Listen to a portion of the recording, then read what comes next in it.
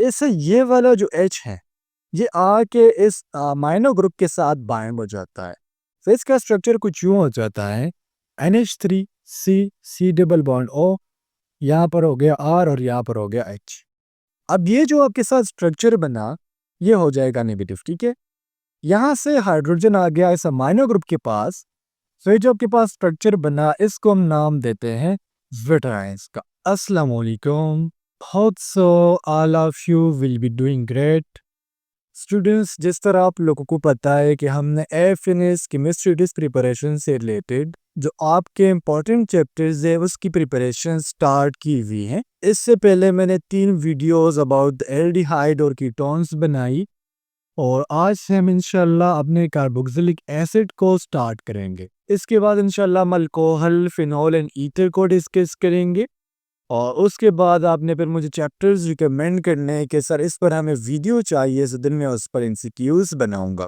Chapter को start करने से पहले हमें पता होना चाहिए कि कार्बोक्सिलिक एसिड क्या है और इसका जनरल फार्मूला क्या है। कार्बोक्सिलिक एसिड हमारे पास ऑर्गेनिक कंपाउंड है, ठीक है। ये आपने बात याद रखनी है कि कार्बोक्सिलिक एसिड ये हमारे पास ऑर्गेनिक कंपाउंड है बिकॉज इसमें आपके पास जो मेन एटम है वो आपका कार्बन है, यानी इसमें कार्बन भी है, हाइड्रोजन भी है और ऑक्सीजन भी है। दैट्स वाई हम कार्बोक्सिलिक एसिड को ऑर्गेनिक कंपाउंड कहते हैं। अब ऑर्गेनिक कंपाउंड तो है लेकिन इसका जनरल फॉर्मूला क्या है? तो कार्बोक्सिलिक एसिड का जनरल फॉर्मूला जो है आप ऐसे भी लिख सकते हो, RCOOH भी लिख सकते हो और आप इस तरह भी इसको लिख सकते हो। ये वाला जो आपको फंक्शनल ग्रुप नजर आ रहा है ना, इसी को हम नाम देते हैं कार्बोक्सिल ग्रुप का।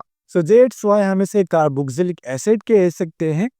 और ये जो आपका R है ये हाइड्रोजन भी हो सकता है या इसके अलावा ये अल्काइल या फिर पूरा एराइल चेन भी हो सकता है। ये था आपका कार्बोक्सिलिक एसिड। अब हम मूव करते हैं towards the chapter and its MCQs. आपका फर्स्ट एमसीक्यूज है non hydrogen reacts with amino acid to form product which has colour. Non hydrogen जो है ये बेसिकली एक किस्म का टेस्ट है जिसे हम यूज करते हैं for the detection of amino acids. अब सपोज करें आपने कोई बीकर ले लिया, ठीक है, और उस बीकर में आपको पता नहीं है कि इसमें अमाइनो एसिड्स है, एल्डिहाइड है या फिर क्या है, और इसी बीकर में हमने क्या कर लिया, नॉन हाइड्रोजन को ऐड कर लिया। अगर इस बीकर में अमाइनो एसिड्स प्रेजेंट होंगे, नॉन हाइड्रोजन क्या करेगा, अमाइनो एसिड के साथ रिएक्ट करके आपको ब्लूइश वायलेट कलर दे देगा। And it is the indication that this solution contains amino acids. Cue number 2 is slight oxidation of primary alcohol gives. तो students वैसे MCQs जो हैं अल्डिहाइड से रिलेटेड है, बट यहाँ पर मैंने इसलिए ऐड किया क्योंकि ये MCQs बहुत इंपॉर्टेंट है। अगर हम प्राइमरी अल्कोहल की ऑक्सीडेशन करेंगे तो अल्डिहाइड प्रोड्यूस होगा, अगर हम सेकेंडरी अल्कोहल की ऑक्सीडेशन करेंगे तो कीटोन प्रोड्यूस होगा। अगर हम अल्डिहाइड की रिडक्शन करेंगे प्राइमरी अल्कोहल, अगर हम कीटोन की रिडक्शन करेंगे तो सेकेंडरी अल्कोहल प्रोड्यूस होगा। यहाँ पर चूंकि प्राइमरी अल्कोहल का बताया जा रहा है तो दैट्स व्हाई आपका जो करेक्ट ऑप्शन है वो है option C, mean aldehyde. Q number 3 is which of the following is the strongest acid. अब स्ट्रॉन्गेस्ट एसिड मीन यानी यहाँ पर जो है स्ट्रॉन्गेस्ट कार्बोक्सिलिक एसिड कौन सा है। अगर हम ऑप्शन ए की बात करें विच इज फॉर्मिक एसिड, ये जो है ज्यादा एसिडिक है as compare to acetic acid. जो आपका ऑप्शन बी है ये एसिटिक एसिड है। ऑप्शन सी इसमें 3 कार्बन है, ये प्रोपियोनिक एसिड है। और जो आपका ऑप्शन डी है जिसमें आपको क्लोरीन नजर आ रहा है ये क्लोरोएसिटिक एसिड है। अब जो ऑप्शन ए है ज्यादा एसिटिक है, ये हमारे पास प्रोटॉन डोनर है। एक बात स्टूडेंट्स याद रखें, अगर आपसे एसिड की डिफिनीशन पूछ ली जाए तो आपने सिंपल जवाब देना है कि हमारे पास प्रोटॉन डोनर्स है, यानी प्रोटॉन्स डोनर को हम नाम देते हैं एसिड्स का। अब जो फॉर्मिक एसिड है ज्यादा एसिडिक क्यों है, इसके पीछे रीजन क्या है। जब भी आप फॉर्मिक एसिड को लेते हो, ये आपका फॉर्मिक एसिड है, ठीक है, इसका फॉर्मूला आपने नहीं बोलना है। जब इसको आप आयनाइज करते हो, क्या करते हो, आयनाइज करते हो, तो इससे आपके पास जो है ऑक्सलेट आयन बनता है।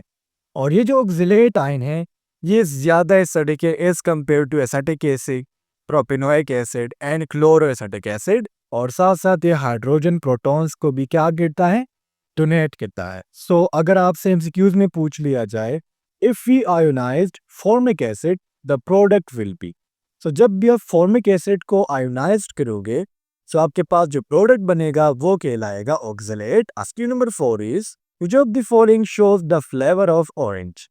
सो स्टूडेंट्स, आपने कार्बोक्सिलिक एसिड के चैप्टर में जो डिफरेंट कंपाउंड्स है कौन सा फ्लेवर देते हैं, सो ये आपने याद है, लाइक फ्लेवर ऑफ ऑरेंज है, फ्लेवर ऑफ पाइनएप्पल है, डिफरेंट फ्लेवर्स है। सो इसमें कोई केमिकल रिएक्शन को याद करने की ज़रूरत नहीं है, जस्ट आपने वो कंपाउंड याद रखना है। जिस तरह यहाँ पर फ्लेवर ऑफ ऑरेंज का पूछ लिया जा रहा है, तो जो आपका ऑक्टाइल एसीटेट होता है, इसका जो फ्लेवर होता है वो ऑरेंज की तरह होता है। Number 5 is which acid is used in the manufacture of synthetic fibers। तो आपके सिंथेटिक फाइबर्स कौन से हैं? पॉलीएस्टर हो गया, नायलॉन एंड स्पैंटेक्स, ये होते हैं सिंथेटिक फाइबर्स। और एसिटिक एसिड को डिफरेंट कंपनीज यूज करती है फॉर द फॉर्मेशन, जिस तरह मैंने पहले बताया, पॉलीएस्टर, नायलॉन एंड स्पैंडेक्स। और ये दो तरीकों से बेसिकली किया जा सकता है। यहाँ पर मैं लिख लेता हूँ। फर्स्ट नंबर है extruding and the second one is spinning. और एसिटिक एसिड का फॉर्मूला स्टूडेंट्स याद रखिएगा, बाज़ औक़ात पेपर में आ जाता है, CH3 double bond O into OH। Number 6 is some amino acids are most important because they are the final products of hydrolysis of peptide and protein they are। So students, जब भी आप जो है hydrolysis करते हैं peptides की या फिर प्रोटीन्स की, इससे हमारे पास कुछ इंपॉर्टेंट अमाइनो एसिड्स बनते हैं जो आपके बॉडी के लिए बहुत ज़्यादा इंपॉर्टेंट होते हैं। और ऐसे अमाइनो एसिड्स को हम अल्फा अमाइनो एसिड्स कहते हैं। अगर आपसे अमाइनो एसिड का जनरल स्ट्रक्चर पूछ लिया जाए, तो इसके सेंटर में होता है कार्बन एटम। एक साइड पर आपको मिलेगा कार्बोक्सिल ग्रुप, एक साइड पर अल्काइल ग्रुप, एक साइड पर हाइड्रोजन, और एक साइड पर आपको मिलेगा amino group. Number 7 is in amino acid proton is transferred from one point to other point और this dipolar ion is called. So students, एक हम कहते हैं ना कि एक एटम से दूसरे एटम में, सपोज करें मैंने कहा कि एटम ए है और ये एटम बी है। सो एक तरीका ये होता है कि एटम ए से प्रोटॉन जा रहा है एटम बी की तरफ, लेकिन अगर इसी एटम के अंदर प्रोटॉन अंदर जा रहा है, सो इसको क्या कहते हैं? सो बेसिकली अगर हम अमीनो एसिड के स्ट्रक्चर को अगेन ट्राई करें, जिस तरह मैंने को पहले बताया, कार्बन हो गया, यहाँ पर हम R लगा लेंगे, यहाँ पर H लगा लेंगे, यहाँ पर होता है COOH और यहाँ पर होता है अमाइनो ग्रुप। तो स्टूडेंट्स, होता क्या है कि जो आपको COH नजर आ रहा है ना, इससे ये वाला जो H है ये आके इस अमाइनो ग्रुप के साथ बाइंड हो जाता है। तो इसका स्ट्रक्चर कुछ यूँ हो जाता है, NH3C डबल बॉन्ड O, यहाँ पर हो गया R और यहाँ पर हो गया H। अब ये जो आपके साथ स्ट्रक्चर बना ये हो जाएगा नेगेटिव, ठीक है। यहाँ से हाइड्रोजन आ गया इस अमाइनो ग्रुप के पास, तो ये जो आपके पास स्ट्रक्चर बना इसको हम नाम देते हैं ज़्विटर का। और ये जो फिनोमिना है ये कहलाता है टाटोमेरिज्म का। और ये जो प्रोटॉन जो हाइड्रोजन अमाइनो ग्रुप के पास आया है इसे हम नाम देते हैं mobile protons. Number 8 is which of the following is the neutral amino acid. So given option में स्टूडेंट्स जो आपका ग्लाइसिन है ये एक न्यूट्रल अमाइनो एसिड है। इसके अलावा एक आपका हो गया लिसिन, देन आपका हो गया एनालिन, देन आपका हो गया वेलिन और लास्ट में आपका हो गया प्रोटीन। ये जो मैंने 4 अमाइनो एसिड्स बताए हैं ये है आपके न्यूट्रल अमाइनो एसिड। इसके अलावा लाइसिन, हिस्टिडीन ये आपके बेसिक हो गए। सो लाइसिन और हिस्टिडीन ये आपके बेसिक हो गए एंड एस्पार्टिक एसिड आपका एसिडिक इन नेचर होगा। Number 9 is those amino acid which body can synthesize are called. So वो अमाइनो एसिड जो हमारी बॉडी खुद प्रोड्यूस करती है वो कहलाती है नॉन एसेंशियल अमाइनो एसिड्स। और वो अमाइनो एसिड्स जो हम फूड में डाइट में ले रहे होते हैं वो कहलाते हैं essential amino acids. Number 10 is acetic acid is manufactured commercially by. So students, इससे पहले एसिटिक एसिड का फॉर्मूला देखा कि CH3C double bond O into OH, ये आपका होता है एसिटिक एसिड। अब हमसे इस एमसीक्यूज में पूछा जा रहा है कि एसिटिक एसिड को हम किस तरह कारखाने के बेस पर यानी फैक्ट्री के बेस पर हम कैसे इसे तैयार कर सकते हैं, तो इसके लिए जो प्रोसेस किया जाता है वो कहलाता है फर्मेंटेशन। और फर्मेंटेशन आपको पता है कि ये की जाती है in the presence of micro organism. Specially अगर हम बात करें यीस्ट की, सो यीस्ट की प्रेजेंस में ज़्यादातर फर्मेंटेशन की जाती है। और जब भी आप इथाइल अल्कोहल की फर्मेंटेशन करोगे, सो उससे आपके पास एसिटिक एसिड की फॉर्मेशन होगी। सो अगर आपसे पूछ लिया जाए by the oxidation of ethyl alcohol the product will B, तो जब भी आप इथाइल अल्कोहल की फर्मेंटेशन करेंगे, सो प्रोडक्ट आएगा एसिटिक एसिड। इथाइल अल्कोहल क्या है? CH3 CH2 and OH। ये आपका इथाइल अल्कोहल है, चूंकि लास्ट में आपका हो गया हाइड्रॉक्सिल ग्रुप, और इस साइड पर ये आपका क्या है? ये आपका R है।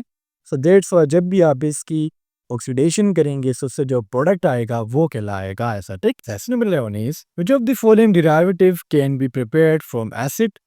सो गिवन ऑप्शन में स्टूडेंट्स, अगर हम एसिटामाइड की बात करें, सो इसे हम एसिड से यानी जिस तरह मैंने पहले बताया, एसिड मीन कार्बोक्सिलिक एसिड। सो पहले आप क्या करते हो, सपोज करें हमने एसिटिक एसिड ले लिया। मैं रिएक्शन स्टूडेंट्स इसलिए करवा रहा हूँ, आप सिर्फ नेम याद रखें, जो मैं नेम बता रहा हूँ ना वो याद रखें। जब हम एसिटिक एसिड को लेते हैं, ठीक है, और इसको हम एक अमोनिया के साथ ट्रीट करते हैं, सो आपके पास आ जाता है अमोनियम एसीटेट। फिर अगर आप अमोनियम एसीटेट को हीट करोगे, सो आपके पास जो प्रोडक्ट आएगा वो कहलाएगा एसिटामाइड। तो फर्स्ट आपने क्या किया, आपने एसिटिक एसिड को ले लिया, जिसे सिंपली ए लिखूंगा। फिर आपने इसको अमोनिया के साथ ट्रीट किया, सो आपके पास आ गया अमोनियम एसीटेट। फिर आपने अमोनियम एसीटेट को क्या दिया? हीट दे दिया, सो आपके पास प्रोडक्ट आ गया acetamide. Screen number 12 is which reagent is used to reduce carboxyl group to an alcohol. So carboxylic group क्या है? C double bond O into OH, यहाँ पे कार्बोक्सिल है और अल्कोहल आपका है R इंटू OH। सो अब हमें ऐसा कार्बोक्सिल के साथ कौन सा रिड्यूसिंग एजेंट जो है वो ट्रीट करे कि इससे जो है ये बन जाए। सो यहाँ हमारे पास जो लिथियम एल्यूमिनियम हाइड्राइड है, अगर इसको हम कार्बोक्सिल के साथ ट्रीट करेंगे, सो आपके पास प्रोडक्ट आएगा वो अल्कोहल होगा। सपोज करें हम अगेन एसिटिक एसिड को ले लेते हैं, ये आपका एसिटिक एसिड है, इसको आप क्या करो? लिथियम एल्यूमिनियम हाइड्राइड, LiLH4, तो क्या मतलब है? Lithium aluminium hydride. इसके साथ जब आप ट्रीट करोगे, तो आपके पास प्रोडक्ट क्या आएगा? CH3 CH2 into OH, plus इसमें वाटर का एक मॉलिक्यूल रिलीज हो जाए। Q number 13 is which of the following will react with ethanol and ethanoic acid at room temperature. So given option में स्टूडेंट्स, जो आपका सोडियम मेटल होता है ना, ये रूम टेम्परेचर पर एथेनॉल और एथेनोइक एसिड दोनों के साथ जो वो रिएक्ट हो जाता है। और सो अगर हम एक इथेनॉल ले ले, इथेनॉल मीन अल्कोहल, ठीक है, सो अगर हम ले ले CH3 CH2 एंड OH, ये आपका एथेनॉल भी है और इसे आप सिंपली अल्कोहल भी कह सकते हो। जब आप इसको 2 मोल्स ऑफ सोडियम मेटल के साथ ट्रीट करते हो, तो आपके पास एक सॉल्ट की फॉर्मेशन हो जाती है, ठीक है, और साथ साथ आपके पास जो है हाइड्रोजन गैस भी रिलीज हो जाता है। जब भी आप एथेनॉल को क्या करोगे? सोडियम मेटल के साथ ट्रीट करोगे, सो आपके साथ जो है एक बन जाएगा सॉल्ट, जो CH3 CH2 इंटू ONA है, और साथ साथ आपके साथ जो एक हाइड्रोजन गैस भी हो रिलीज हो। Question number 14 is which of the following is not an amino acid. तो वेरी सिंपल है, जो आपका एनालीन है ये अमीनो एसिड नहीं है। आपने बेंजीन के स्ट्रक्चर में पढ़ा होगा, ये बेंजीन का रैंक होता है, ठीक है। अगर इसके कार्बन नंबर फर्स्ट पर आप अमीनो ग्रुप लगा लोगे, तो ये कहलाता है एनालीन, बकाया एलानीन, ग्लाइसिन और स्पार्टिक एसिड, ये तमाम अमीनो एसिड है with the exception case of option 15 is which of the following metal can evolve hydrogen from acetic acid। सो हमने MCQs नंबर 13 में देखा कि जब भी आप एसिटिक एसिड को सोडियम मेटल के साथ ट्रीट करोगे, सो इससे हमने देखा कि एक हमारे पास क्या प्रोड्यूस हो रहा था? साल्ट, प्लस इसमें हाइड्रोजन गैस जो है वो एवॉल्व हो रहा था। सो दैट्स वाई हमारा जो करेक्ट ऑप्शन है वो है ऑप्शन ए। सो स्टूडेंट्स, ये थे आप लोगों के आज के MCQs। उम्मीद करता हूँ आपको तमाम MCQs क्लियर हुए होंगे।